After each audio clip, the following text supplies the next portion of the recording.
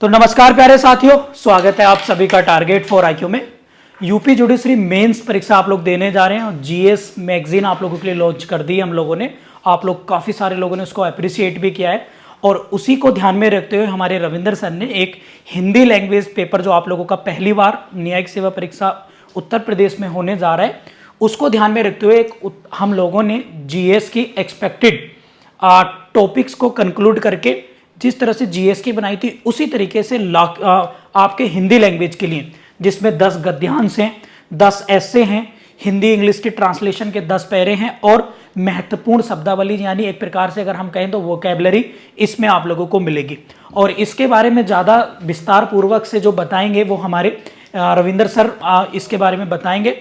और मैं इनसे ये भी जानना चाहूँगा रविंदर सर से कि रविंदर सर, उत्तराखंड में आपने कराया था, इसके साथ साथ आपने यूपी एपीओ मेंस भी कराया था, तो प्लीज़ बच्चों को बताइए और किन किन टॉपिक्स को आपने इसमें कवर अप किया और क्या क्या इसमें बेनिफिट हो सकता है। सबसे पहले थैंक यू सतेंद्र सर को और welcome to target for IQ आप सभी का। तो देखिएगा, आपको पता है हम काफ़ी समय से जुडिशरी के क्षेत्र में आपके प्रति समर्पित हैं और जितना हमसे होता है बेस्ट से बेस्ट होता है उतने हम करने की कोशिश करते हैं। आपने भी देखा होगा, अभी सर जैसे बता रहे हैं कि जीएस की मैगजीन पब्लिश की थी तो अच्छा रेस्पॉन्स मिला है। बच्चों की प्रॉब्लम ये भी है कि कुछ बच्चे बैच ज्वाइन नहीं कर पाते हैं, किसी फाइनेंशियल प्रॉब्लम की वजह से भी नहीं कर पाते हैं। तो अब क्या है, परीक्षा के समय उनको एक ऐसा डाटा चाहिए, एक ऐसा बुक या कुछ ऐसा मैगजीन चाहिए कि जिससे उनको सफिशेंट इतना मनी प्रॉब्लम भी ना हो और कम समय में अपना एक्सपेक्टेड चीज़ें उन्हें मिल एक्सपेक्टेड चीज़ें कर सकें। तो उसी को सोचते हुए मैं काफ़ी दिन से इस चीज़ में लग रहा था। जो आपकी ई बुक है हिंदी की, यूपी एपीओ और आपका उत्तराखंड में क्या रहा था सर? हाँ, यूपी एपी और उत्तराखंड का जो विद्यार्थी पहले बैच में मतलब ऐड थे उनको पता होगा कि यूपी एपी में तो जो निबंध आपको बताया था, हम निबंध बताते हैं आपके 4 से 5 जो इम्पोर्टेंट टॉपिक होते हैं, वैसे हम 8 से 10 आपके निबंध कराते हैं। लेकिन परीक्षा के समय क्या करते हैं कि उनमें से हम सेलेक्टेड देखते हैं कि 4-5 क्या आपकी संभावनाएं बन रही हैं वर्तमान को और भविष्य को देखते हुए, ठीक है। तो उसमें निबंध भी देखने को मिले थे आपके और कुछ ऐसी कोशिश भी की गई थी कि जो परिभाषाएं वगैरह आती हैं वो भी देखने को मिली थी। आरजेएस में भी बहुत अच्छा हमारा रिजल्ट रहा था, आरजेएस हो, यूपी एपीओ हो या यूके हो। प्यारे साथियों, आप सभी को बताना चाहूँगा रविंदर सर केवल हिंदी सब्जेक्ट के स्पेशलिस्ट हैं और ये हिंदी भाषा को प्रारंभिक और मुख्य परीक्षा के तरीके से कराते हैं। आप लोग टारगेट फॉर आईक्यू के भी आपसे मैं सत्येंद्र आप लोगों को बताना चाहूँगा कि इसको आप फटाफट से परचेज कर सकते हैं और ये आप लोग रिकमेंड जरूर करना उन सभी साथियों को जो मेंस की तैयारी कर रहे हैं और लास्ट समय पर उन्हें ऐसे नहीं मिल रहे।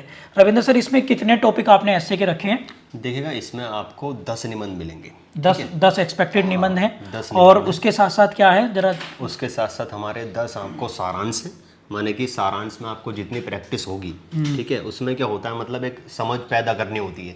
ये तो है नहीं कि हमने जो सारांश दिए वही आपको मिल जाए। हाँ, तो सारांश में अपनी समझ पैदा करनी होती है, जो प्रेसिंग राइटिंग बोलते हैं उनको, शीर्षक कैसे निकालना है, उसका सारांश कैसे लिखना है। अच्छा। और बात रही निबंधों की, तो उसमें हमारी चीज़ें एक्सपेक्टेड रहती है कि हाँ ये हमें मिल सकता है देखने को। अभी यूपीएपीओ हुआ था तो उसमें जलवायु परिवर्तन आया था, बस फर्क क्या था कि थोड़ा सा उसको इंग्लिश के रूप में लिख दिया गया था, मतलब क्लाइमेट चेंज इस तरीके से, आपने भी देखा होगा। अभी सर ने जैसे एक लिखा है, ये परीक्षा में सफलता की कुंजी है, रेखांकित लाइन का भावार्थ, इस रेखांकित लाइन का आशय है कि मेहनती पुरुषों के पास ही धन रूपी लक्ष्मी का वास होता है। तो सर ने कुछ इस तरह के, ये आप लोग इसे देखेंगे ई बुक में डेमो के लिए, हम लोग इसे टेलीग्राम ग्रुप में डाल दे रहे हैं। कुछ ये शीर्षक आप लोग देखेंगे और एक निबंध है इसमें महिला सशक्तिकरण के लिए भी सर ने देखो यहाँ पर एक निबंध डाला है। तो हमने किस तरीके से इसको लिखा है, करंट के साथ, डेटा के साथ हम लोगों ने इसमें टाइप करके लिखा है। क्यों आवश्यकता है महिला सशक्तिकरण की, सर ने पूरी तरीके से और अपने खुद सर ने लिख के ये ऐसे जो है आप लोगों के लिए दिए। 10 ऐसे इसमें मिलेंगे और इसमें देखो सर ने क्या योजनाएं महिलाओं के लिए हैं, उनकी इम्पोर्टेंस क्या है वो सर ने इसमें डाली हैं। और साथ ही साथ कुछ ऐसे एक्ट हैं जो संसद द्वारा, भारतीय पार्लियामेंट द्वारा वुमेन्स के लिए हैं, समर्पित हैं, उन सभी चीज़ों को डाला गया। मैं सत्येंद्र सर को रोकना चाहूँगा, किसी भी निबंध में आप जुडिशरी से रिलेटेड अपनी परीक्षाएं दे रहे हैं तो आप कोशिश करें, इवन दो आपको अगर हमारे निबंध में भी नहीं मिलता है बाई चांस, वैसे ऐसा होगा नहीं, आपको कोई एक्ट है, मान लीजिए आप कोई निबंध लिख रहे हैं, आरक्षण के ऊपर लिख रहे हैं, बहुत सारे एक्ट हैं, रिजर्वेशन के ऊपर काफ़ी, ओबीसी एक्ट, ओबीसी वगैरह के लिए हैं, मतलब एससी वालों के लिए हैं, और EWS का है, तो अलग अलग हैं। तो आप कोशिश करें कि जब भी निबंध लिखें तो उसको इस वे में ले जाएं, थोड़ा जुडिशली भी लगे कि हाँ आप जुडिशरी का एग्ज़ाम दे रहे हैं।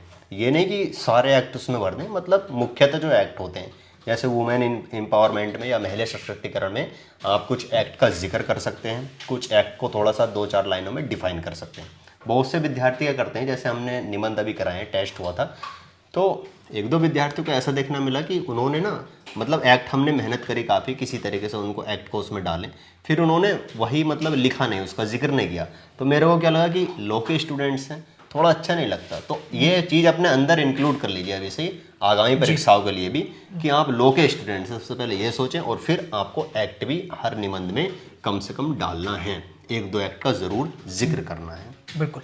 तो आप इस मैगजीन को खरीद सकते हैं। इसकी जो कॉस्ट हम लोगों ने रखी है वो हम लोगों ने 100 रुपीज़ है। इस वीडियो के डिस्क्रिप्शन में आप लोग उसका लिंक देख सकते हैं, वहाँ से जाके आप इसे डायरेक्ट परचेज कर सकते हैं। यूपी जुडिशरी मेंस के लिए हैं, आप लोगों को बने बनाए इसमें सारे क्या बोलते हैं निबंध आप लोगों को मिल जाएंगे। फाइनली सर आप कुछ कहना चाहेंगे? जी, मैं एक बात और कहना चाहता हूँ। देखिएगा, अभी जो भी स्टूडेंट्स हैं, मान लीजिए वो किसी वजह से बैच ज्वाइन नहीं कर पाए हैं किसी भी प्रकार से, अब उनका ज़्यादा समय तो बचा नहीं है, ऑब्वियसली मतलब बहुत कम समय, 15 दिन भी नहीं है, हाँ बहुत 10 भी नहीं समझो, विषय भी काफ़ी हैं आपके। हाँ जी। तो आप इसको ई-बुक को परचेस करके, इससे क्या फ़ायदा होगा आपको, कहीं भी कुछ भी भटकने की ज़रूरत नहीं है। आपको इस बुक में सिंपल गद्यांश, निबंध, आप क्वेरी भी कर सकते हैं, नंबर भी पूछ सकते हैं कि सर ऑफिशियल नंबर है हमारा यहाँ पर, ये नीचे लिख रखा है यहाँ पर, इस नंबर पर ये हमारे ऑफिशियल नंबर है, इन पर आप व्हाट्सअप या कॉल करके जो है क्वेरी कर सकते हैं। हाँ, इसमें आप आसानी से इन चीज़ों को कवर कर पाएंगे, और ये सारी प्रैक्टिस की चीज़ें हैं, सिर्फ निबंध को छोड़ करके। निबंध आपको देखने को मिल जाएगा, इतनी श्योरिटी। इसी टॉपिक से, इसी बुक से हमारा जो है आप लोगों का निबंध आ जाएगा कलेक्टिव। हम लोगों ने टॉपिक हम रिवील नहीं कर रहे निबंध के, हमने एक ही टॉपिक रिवील करा है, वुमेन एम्पावरमेंट का, जो आप लोगों को as a demo Telegram group में भी हम लोग डाल दे रहे हैं। तो उम्मीद है कि आप लोगों को ये मैगजीन हमारी पसंद आएगी, जिस तरीके से आप लोगों ने जीएस पेपर की मैगजीन को लेकर हमें अप्रिशिएट किया है। और हम उम्मीद करते हैं कि टारगेट फॉर आईक्यू जुडिशरी में, चाहे लॉ पेपर हो, आपका लोकल लॉ हो, या फिर इंग्लिश लैंग्वेज की क्लासेज जो हमारी चल रही हैं, या फिर हमारी हिंदी लैंग्वेज की रविंद्र सर ले रहे हैं, और जीएस के हमारे सारे मेरे साथ जो भी सहयोगी टीचर्स हैं वो, तो आप लोगों का डेफिनेटली मेंस बहुत अच्छा होगा। लास्ट समय पर आप लोग ज़्यादा से ज़्यादा रिविजन करें, कंसाइज और एक्सपेक्टेड कंटेंट को ज़्यादा ध्यान रखें। रविंद्र सर आपका बहुत बहुत धन्यवाद। मिलते हैं फिर किसी नए वीडियो में। जय हिंद। Thank you.